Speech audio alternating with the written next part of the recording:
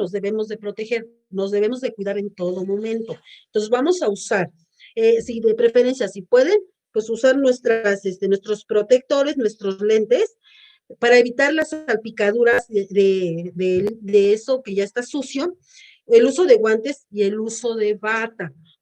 Bata sobre todo de esas que evita que se absorba el líquido o fluidos del paciente, porque hay pacientes que a lo mejor están con muchas secreciones de boca y eso también, pues nos puede salpicar. Hay que tener mucho cuidado y usar guantes cuando hacemos el lavado, porque a lo mejor decía aquí, hace referencia solamente al uso, más bien menciona que si tiene micosis o onicomicosis, pero finalmente el paciente, si es obeso, puede generar micosis en piel en cualquier pliegue. Entonces, estamos en riesgo. Hoy se nos fue el audio otra vez. Okay. A ver si no se queda. Y finalmente, como decía, al final hacemos el aseo de genitales. Si el paciente está consciente, le pedimos que haga el aseo de genitales, porque algunos pacientes pues dicen, okay. Entonces les decía, si a ese paciente le genera incomodidad que yo realice el aseo de genitales y está consciente, que haga el aseo él mismo. Si está inconsciente el paciente y no lo puede hacer, bueno, pues yo suplo esa función y yo realizo el aseo de genitales y teniendo mucho cuidado de que no quede húmedo, porque va a generar hongos. 18. Si es paciente de sexo femenino, darle posición ginecológica y colocarle el cómodo, cuidando de proteger los muslos con sábana móvil. Indicarle que realice el aseo y lavarle las manos al concluir. 19. En caso de que el paciente no pueda realizarlo por sí mismo, la enfermera...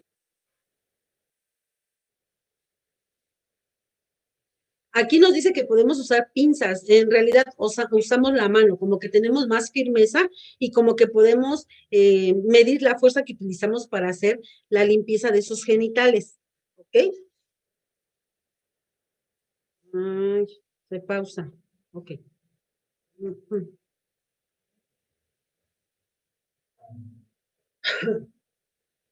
Ok, nos dice la secuencia, la que tenemos que seguir para hacer el aseo del área genital. Entonces, si vemos que tiene secreción, pues tenemos que limpiar hasta quitar. Colocarse guantes y hacer la limpieza de la siguiente manera. Tomar el pene, retraer el prepucio para lavar con turundas y secar. Por último, región anal. 20. Colocar apósito, pantaleta o pantalón de pijama, según el caso, y dejar cómodo al paciente, procediendo a tender la cama o ayudarlo a su arreglo personal si es necesario. Conclusión.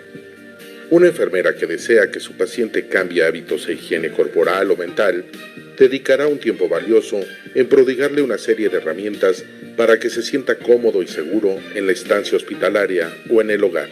La experiencia y el conocimiento de la enfermera proporcionan perspectivas importantes cuando analiza, interpreta y toma acciones sobre las observaciones de los cambios realizados con el paciente y posteriormente cuando éste actúa de manera independiente.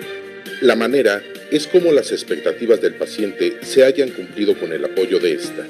En adquirir hábitos o reafirmarlos es importante para determinar el grado de satisfacción. Ok, justamente, a ver, aquí les pregunto, ¿qué harían si el paciente tiene barba y bigote? ¿Se lo rasuran? A ver. Yo digo que sí, maestra. Moni dice que sí. ¿Quién dice lo contrario? Yo digo que no, profe. Pues se lavaría, porque ¿qué tal si? A ver, ¿por qué sí y por qué no? A ver.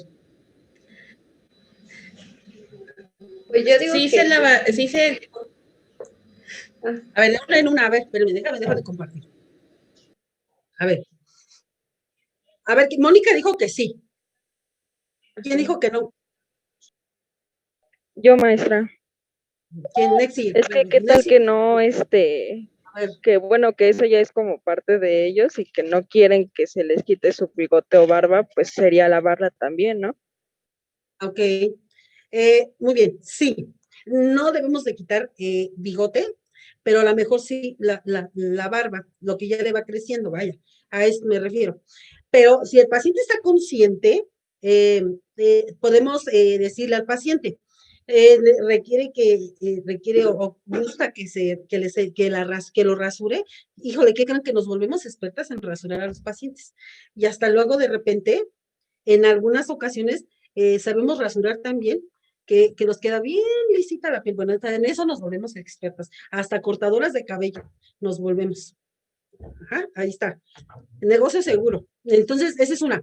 Dos, en caso de que el paciente ya se encontrara con mucha barba y le estuviera creciendo, necesitamos, así que solicitamos autorización al familiar inmediato y decirle, ¿gusta que rasuremos a su paciente? ¿O gusta que le cortemos el cabello al paciente? Tenemos que solicitar autorización. ¿Y dónde lo vamos a plasmar? En nuestra hoja de registros clínicos, en la parte donde dice evaluación.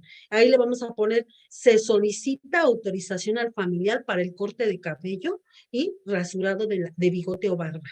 Y nos tiene que firmar nombre del familiar, parentesco del familiar y la firma. No podemos hacer ningún procedimiento que no tenga autorización. Y justamente, ¿por qué? Porque alguien lo mencionaba por ahí y es bien importante. El aspecto del paciente cambia totalmente. Obviamente el paciente a lo mejor le gusta tener bigote y barba, ¿verdad? Y entonces a lo mejor por higiene nosotros queremos dejarlo limpio al paciente, pero a la hora que a lo mejor despierte, que está a lo mejor sedado, a la hora que despierte y se vea, pues eso también puede ocasionar un cambio en el estado emocional. Entonces, no debemos someter al paciente a estados como de estrés, porque esto también le puede generar cierto estrés al paciente. Entonces, tenemos que solicitar autorización, a menos de que el paciente a lo mejor sea indigente. Si el paciente está como indigente y el paciente trae piojos, liendres, lamentablemente cuando traen estas cuestiones de esta infestación, ahí sí, con la pena vamos a tener que usar la rasuradora y quitarle todo el cabello del paciente. ¿Por qué? Porque implica un riesgo para nosotras. Cuando nosotros entremos a bañar a este tipo de pacientes, nosotros nos tenemos que colocar bata, cubrebocas, protectores oculares y, aparte de todo, nos tenemos que cubrir el cabello. Entonces vamos a tener que poner gorro para bañar al paciente. Porque acuérdense, estos piojitos y estas liendres saltan. Y entonces se nos puede ir al cabello. Entonces, por eso siempre es que debemos andar bien peinaditas, bien recogiditas, para que evitemos que se nos vaya a ir ahí algún animalillo. Ajá, entonces, estas son las situaciones. ¿Dudas? ¿No? Ok, así es como nos debemos de cuidar. Ajá. Listo, entonces seguimos.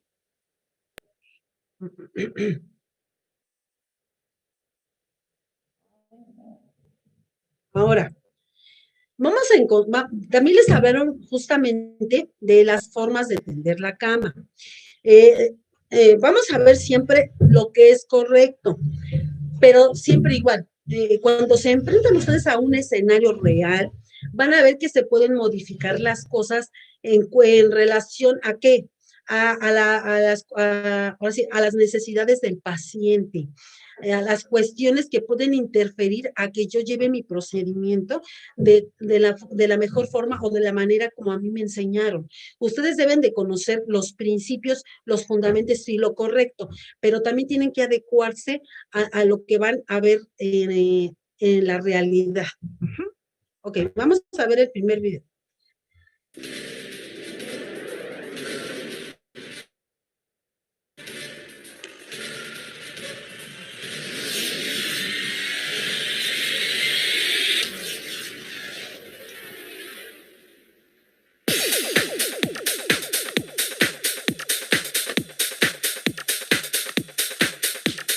La cama hospitalaria es el lugar de reposo en el que el paciente puede pasar según su enfermedad.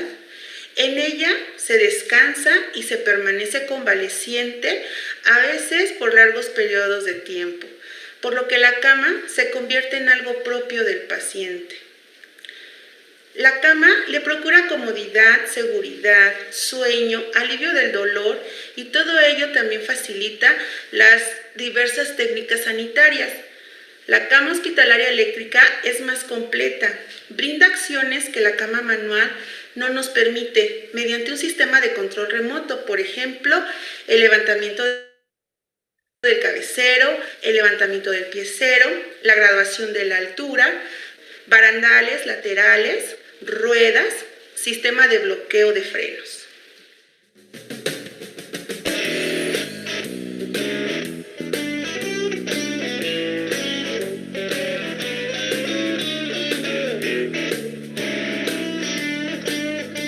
En las áreas hospitalarias podemos encontrar camas sencillas, es decir, estas como tal son eléctricas. Estas también las encontramos en las unidades hospitalarias, pero las encontramos más en el servicio, por ejemplo, en las unidades de cuidados intensivos adultos. Y en las unidades, como por ejemplo en hospitalización como tal, vamos a encontrar las manuales, las que nosotros tenemos que darles posición. No en todos los lugares tenemos la opción de tener estas camas.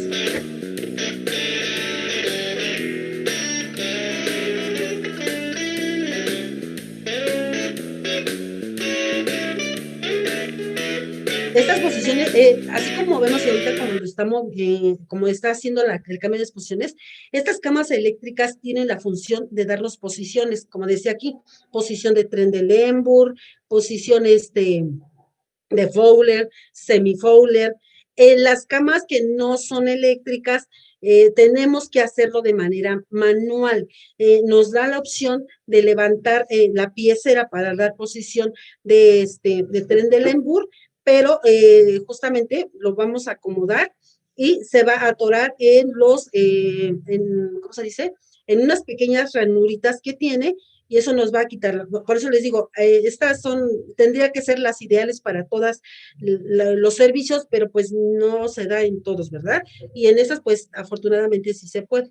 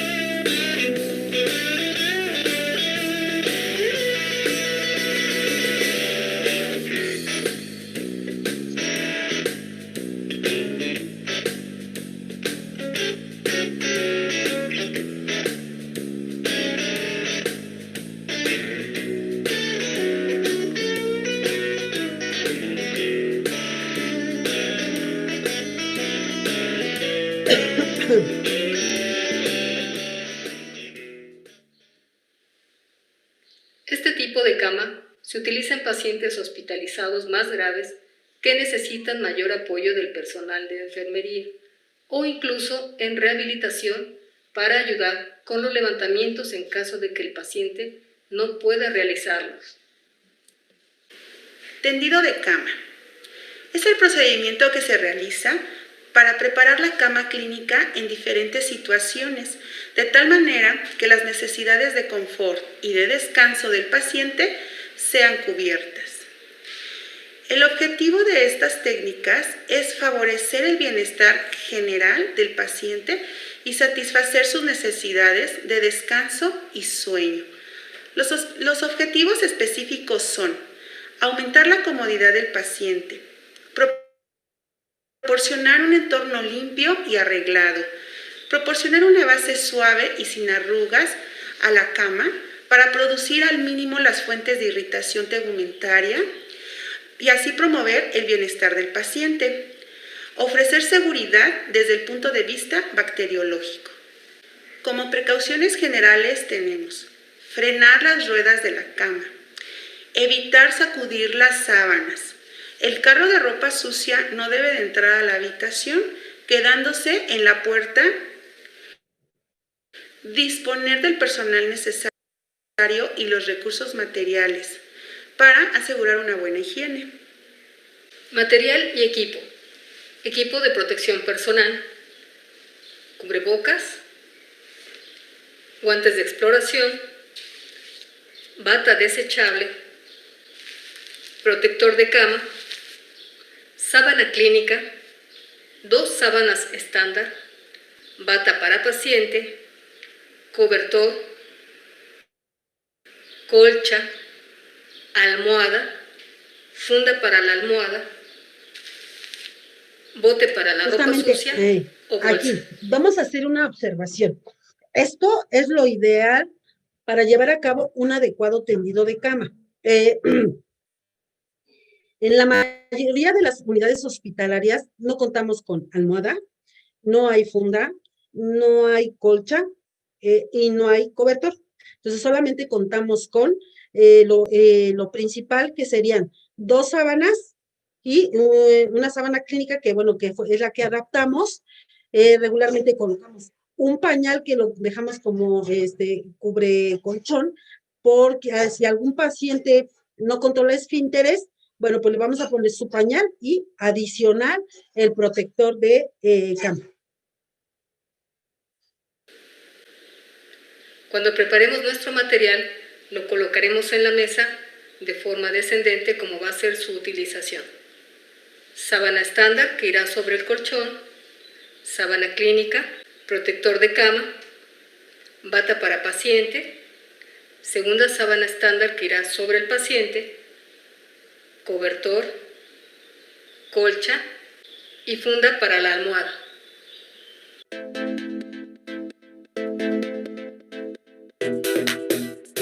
Ok, este es uno.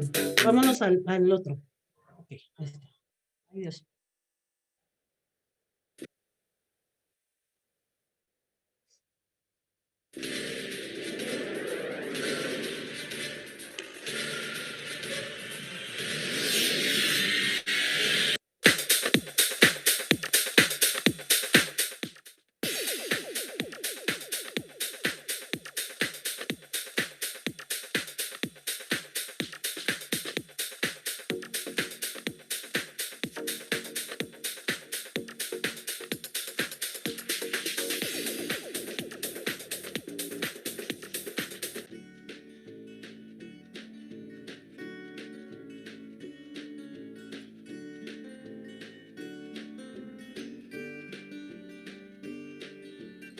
Lo que decían justamente las maestras hace un rato, evitar sacudir las sábanas, porque hay muchos microorganismos y entonces todos esos pueden volar y los podemos inhalar y justamente aquí también nosotros corremos un riesgo importante si hacemos esta mala práctica. Entonces, con mucho cuidado, jalamos toda la ropa del paciente con mucho cuidado y la depositamos en el tanico o en la bolsa de plástico, dependiendo de lo que tengamos.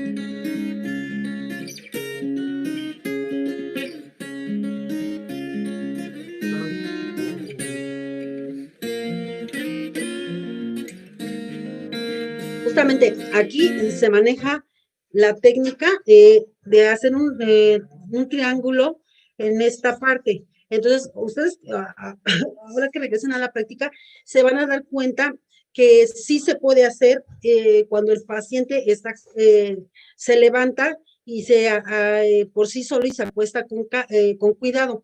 Pero hay otros pacientes que suelen ser muy inquietos y es cuando se modifica esta técnica por cuestiones de nosotras mismas, pues lamentablemente tenemos que amarrar las sábanas tanto en pies como en cabeza para evitar que esa sábana se enrolle y cause lesiones en la espalda del paciente para evitar también las úlceras por presión.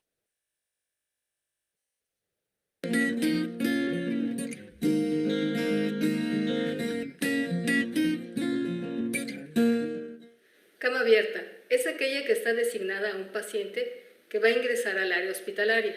Se efectúa para cambiar de ropa a la cama cuando está ocupada por un paciente que puede levantarse. En el tendido de cama abierta llevaremos lo que es la colcha, el cobertor y la sábana hacia la piecera, doblándolo en forma de acordeón. Introducimos nuestra mano, doblamos, estiramos para que no queden arrugas y realizamos estos dobleces. Este es el doblez tipo acordeón, el cual va a ayudar a que nuestro paciente, cuando requiera volver a descansar en su cama, entra, se acuesta y ya nosotros de esta forma lo podemos cubrir.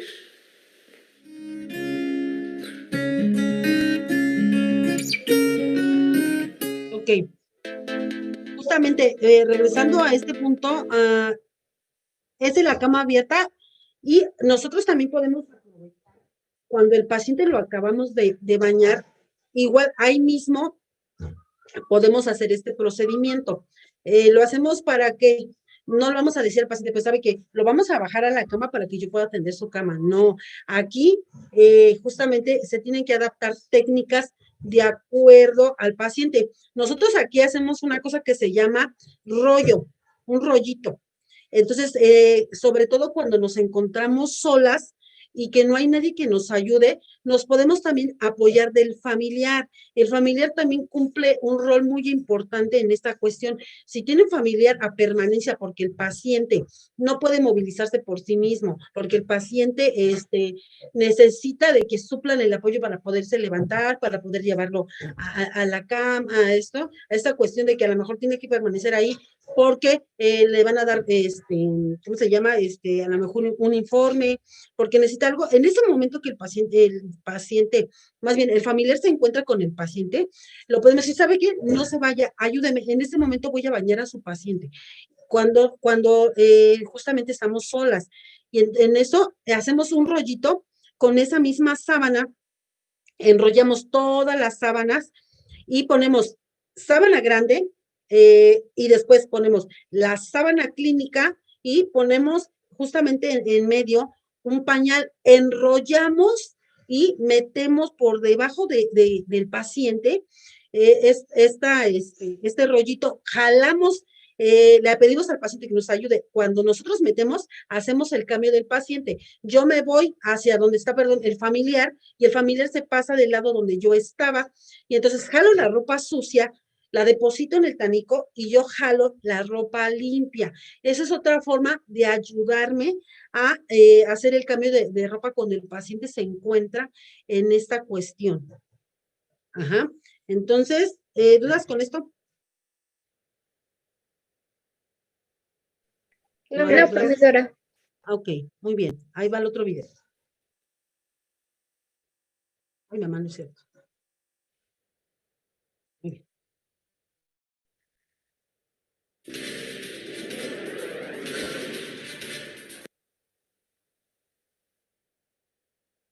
Cama posoperatoria o de recuperación. Se prepara la cama para recibir a un paciente que ha sido intervenido quirúrgicamente.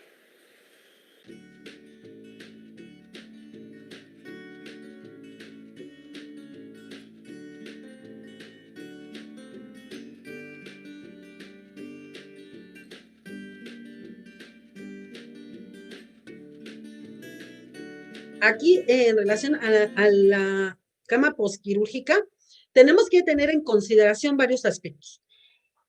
Si el paciente ingresó directamente al quirófano y solicitan cama y nos avisan al piso de, oye, necesito que me asignes una cama porque te voy a subir paciente posoperado. Ah, ok, bueno, pues en ese momento yo ya tengo que dejar lista mi cama y debo de llevar a cabo este procedimiento.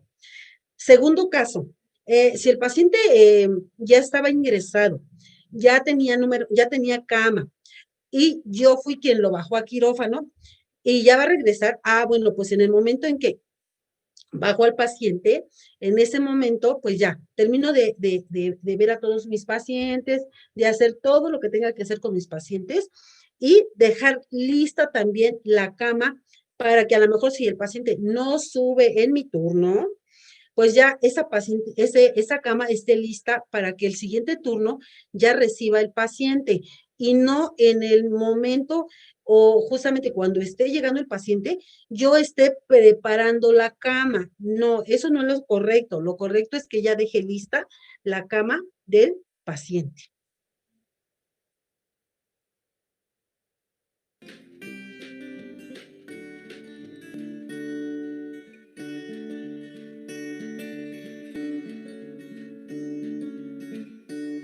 Tendido de cama posquirúrgica, hay dos técnicas para doblar las sábanas. La primera es realizar un triángulo y llevarlo a lo que es la piecera. Y la segunda es doblar las sábanas en forma de acordeón en el área contraria o lado contrario a donde ingresaría la camilla con el paciente. La primera que vamos a realizar va a ser el triángulo hacia la piecera. Vamos a tomar los extremos de la sábana, referenciando lo que es la mitad del colchón. Y vamos a tomar la punta del triángulo y la vamos a llevar a la piecera. Realizamos el doblez de tipo de acordeón que realizamos en la cama abierta. Aquí, regularmente en la institución donde yo estoy, realizamos más esta técnica. Esta técnica, si nosotros la hiciéramos, justamente resulta como que más efectiva porque nos deja descubierta prácticamente toda la cama y a la hora que el camillero jala al paciente para la cama, pues solamente es más fácil para nosotros jalar de la punta o la referencia hacia el paciente. Y de esta forma ya queda nuestra cama tendida con un triángulo en la piecera, lo cual significa que mi paciente en este momento se encuentra en quirófano. El siguiente va a ser el doblez en acordeón en la parte lateral contraria a donde ingresa la camilla para colocar al paciente. Vamos a tomar el extremo, lo vamos a doblar hacia la lateral de la cama en forma de acordeón.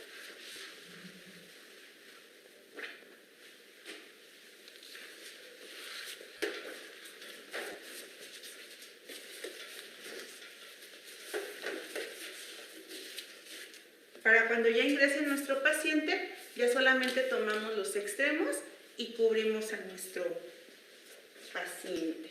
Vamos a colocar también una lámpara para proporcionar calor local y puedan calentarse lo que son las sábanas, el cobertor, para que nuestro paciente a la hora de llegar a la cama no encuentre una temperatura. Aquí justamente si se puede hacer, hágalo. Si no hay la posibilidad de que lo hagan en las instituciones, pues solamente aplicaremos las dos técnicas de tendido de cama y tendremos que adaptarnos justamente a lo que maneje cada institución, ya sea la de acordeón o ya sea la del triángulo. Cualquiera de las dos se puede realizar.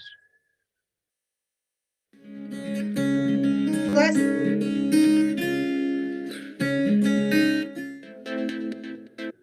¿Dudas con esto? No, profesora. Okay, No, muy bien. profesora. No, maestra. Ok. Siguiente tema. Bueno, ya viendo con esto, y ahorita vamos a dejar las tareas. Vamos a ver código de evacuaciones y la escala de Bristol, que lo mencionaron mucho en sus intervenciones de enfermería de acuerdo al caso clínico que estábamos viendo. Código de evacuaciones.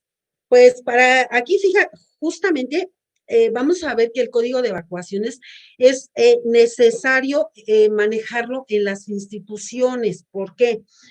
Porque no es nada más que digamos, ay, ok, que el paciente hizo popó de color negra. Pues así lo voy a anotar, pero ¿qué me está diciendo? ¿Qué pudiera tener el paciente de acuerdo a cada tipo de evacuación que él presente? Y la escala Bristol justamente me habla en relación a la formación, a cómo se lleva a cabo, cómo está evacuando el paciente en relación a que si es de qué consistencia es.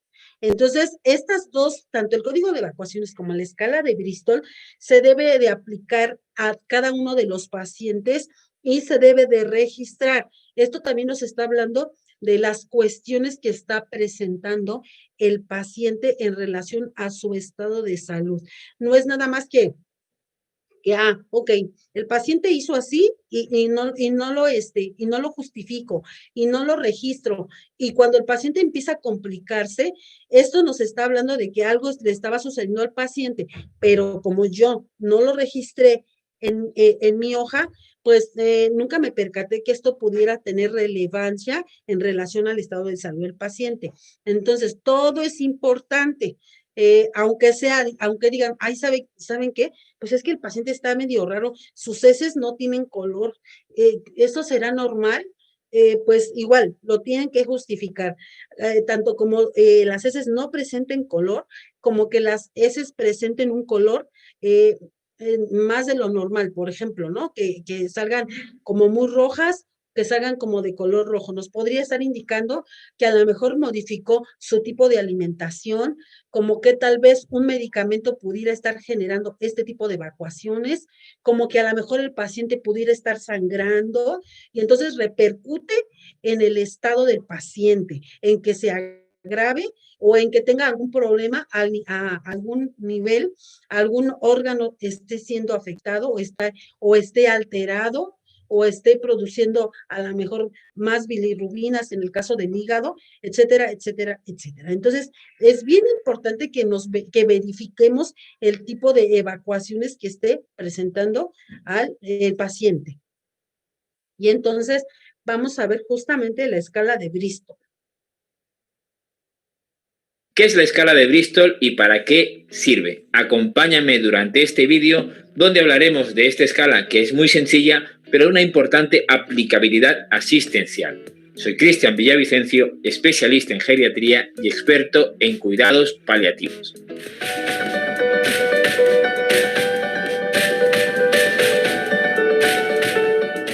En este vídeo vamos a hablar sobre la escala de Bristol y su aplicabilidad asistencial. Pero antes de continuar, quería darte las gracias por haberte suscrito al canal, porque esto nos ayuda a seguir difundiendo que si me acompañas aquí.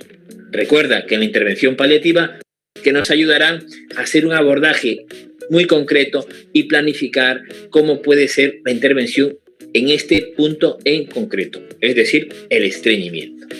Muy bien, dicho esto, comentar que la escala de Bristol fue desarrollada en el año 1997 y publicada en la Universidad de Bristol. Y nos ayuda a clasificar la forma de las heces y va desde el Bristol 1 hasta el Bristol 7.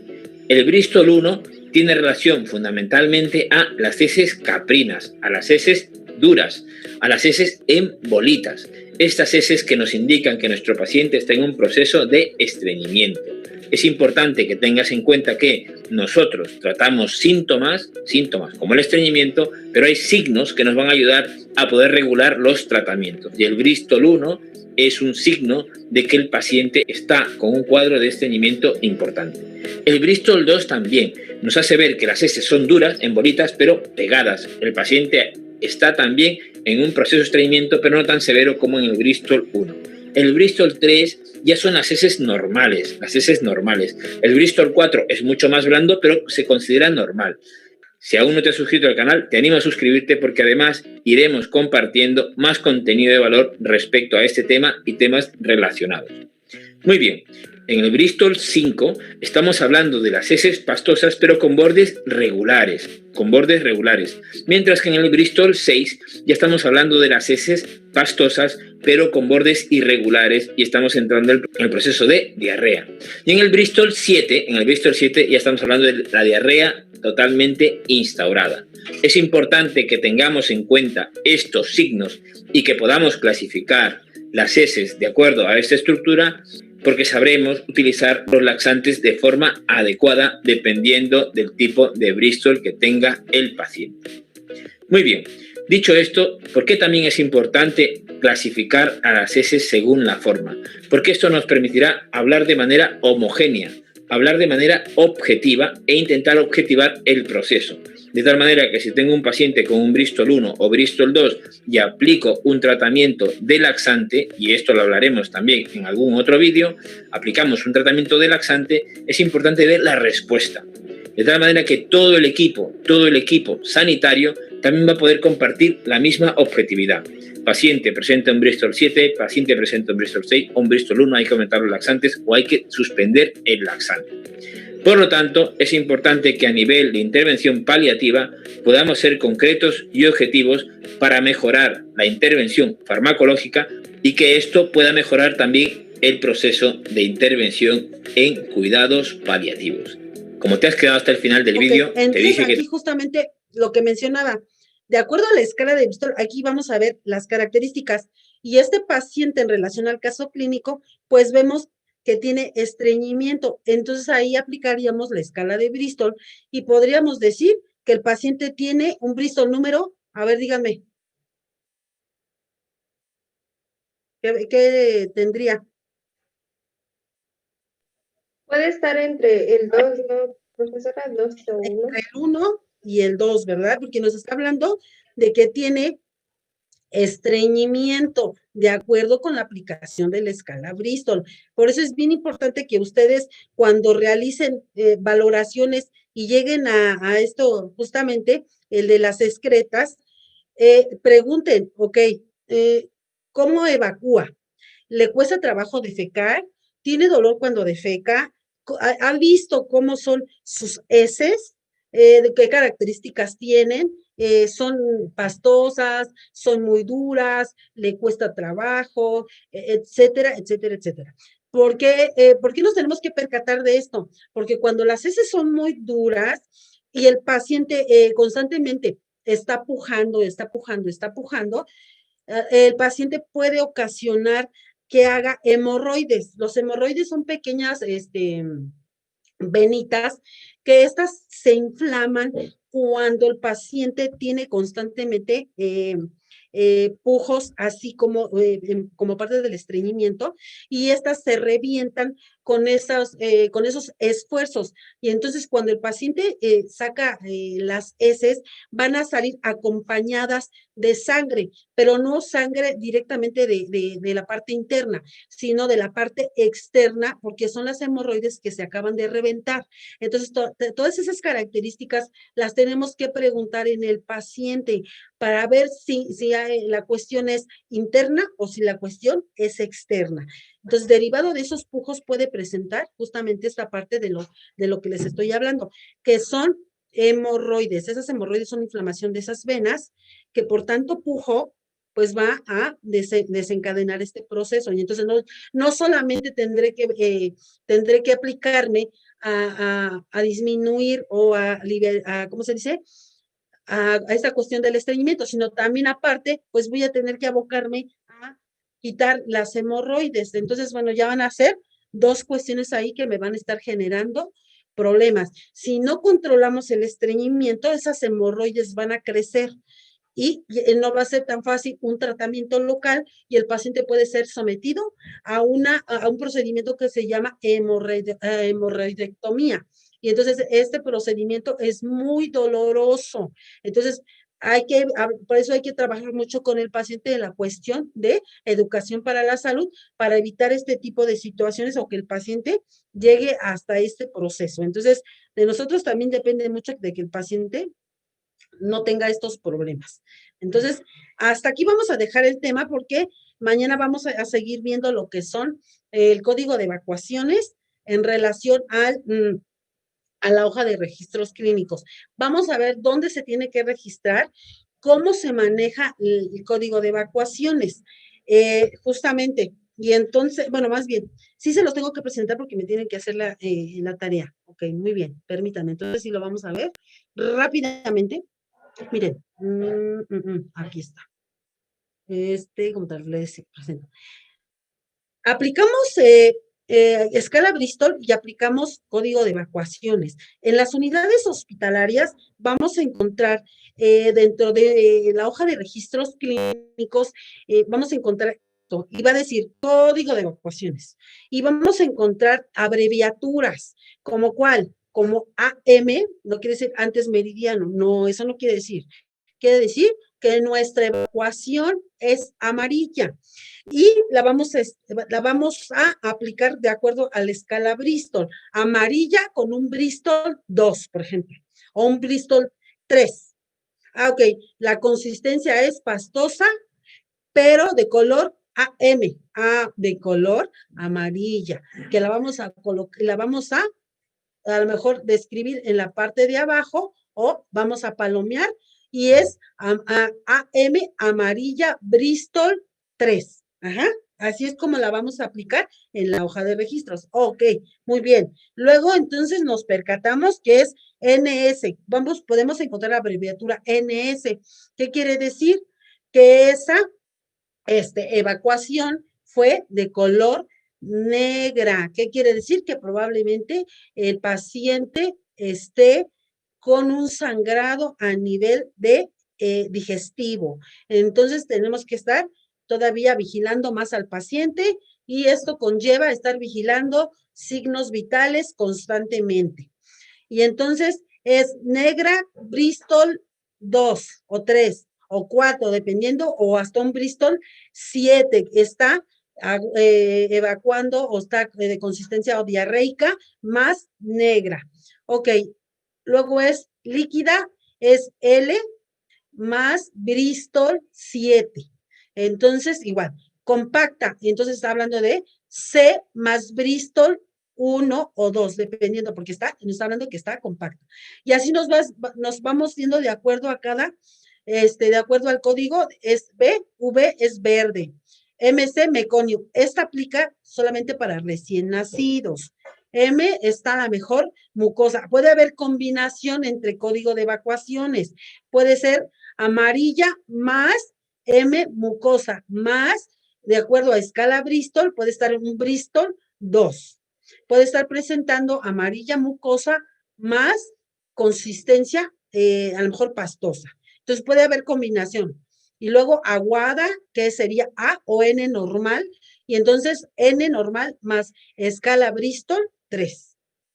O sanguinolenta, que nos está hablando de un sangrado activo. Esa sanguinolenta puede ser justamente está evacuando el paciente y aquí es donde tenemos que descartar que sea el sangrado sea interno o solamente sea externo ocasionado por hemorroides. Y aquí a lo mejor tendríamos que revisar al paciente y decirle que nos permita hacer la revisión y vamos a encontrar justamente a nivel de ano, probablemente a lo mejor vamos a encontrar edematizada esa venita o esa hemorroide y a lo mejor la vamos a encontrar sangrando. Si justamente revisamos ano y no encontramos ninguna venita inflamada, entonces sí nos puede ser o puede ser indicativo de que ese sangrado puede ser a nivel interno y entonces tendríamos que avisar de manera inmediata que el paciente se encuentra sangrando. Puede ser que así se encuentre esa combinación. Muy bien. Entonces, fíjense, puede haber combinaciones y así la vamos a encontrar y así la vamos a tener que plasmar. ¿Dudas con esto? Mañana, obviamente mañana vamos a ver con detenimiento. Les voy a poner ejemplos, más bien visualizar qué es lo que podemos y cómo lo pueden describir. Justamente vamos a ver alguna cuestión de cómo podemos hacer tomar reactivos y nos pueden dar reactivos de manera inmediata, irlos describiendo y también anotarlos en nuestras hojas de registros. Ya se tienen que ir acoplando o tienen que ir ¿cómo se dice? A todo lo que estamos viendo en la teoría, irlo aplicando de acuerdo a cada paciente y de acuerdo en la hoja de enfermería, porque todo eso es lo que van a ir trabajando y que lo van a ir plasmando. Vayámonos familiarizando con las hojas de registros clínicos o nuestras hojas de enfermería. Antes se llamaban hojas de enfermería. En algunas instituciones van a ver que así lo siguen llamando y en otras instituciones es formato o hoja de registros clínicos de enfermería. Ya los modificaron. Y les voy a presentar mañana también la imagen de esta hoja de registros clínicos. Y bueno, lo vamos a dejar hasta aquí. ¿Dudas en relación a esto? Les voy a subir las tareas para que lo vayan viendo. Listo. Pues, acuérdense, la foto del recuerdo. No es cierto, la foto de asistencia. Entonces, vamos a hacer nuestra foto, todos, a ver, acá. A ver, va. Leslie, no la vemos, ok, muy bien. Ceci también. A ver, 1, 2, 3, 4, 5, 6, 7. Ay, ya. Ay, ok, muy bien, ahí está. A la 1, a las 2 y a las 3. Ay, ya se me salió. ¿Quién se salió? A ver. 1, 2, 3, 4, 5, 6, 7, 8, 9, 10, 11, 12. Me falta una. Somos 13. Ok. Bueno, esa que se salió no va a salir en la foto. Ok, 1, 2, 3. Ahí va, ahí va. Listo. Ok, muy bien. Si no hay más dudas, nos vemos el día viernes. Ahora sí, no me equivoqué. El día viernes. Y si alguien tiene duda, bueno, alguien me dijo que, ¿dónde está Ceci? Que quería hablar conmigo al final. Aquí me quedo con ella solamente. Ajá, y los demás nos vemos el viernes. Y al ratito les subo las tareas. Si hay dudas, me mandan mensajito y yo les respondo, ¿va? Gracias, maestra. Gracias, profesora. Hasta luego. Sí, hasta el viernes, hasta el viernes.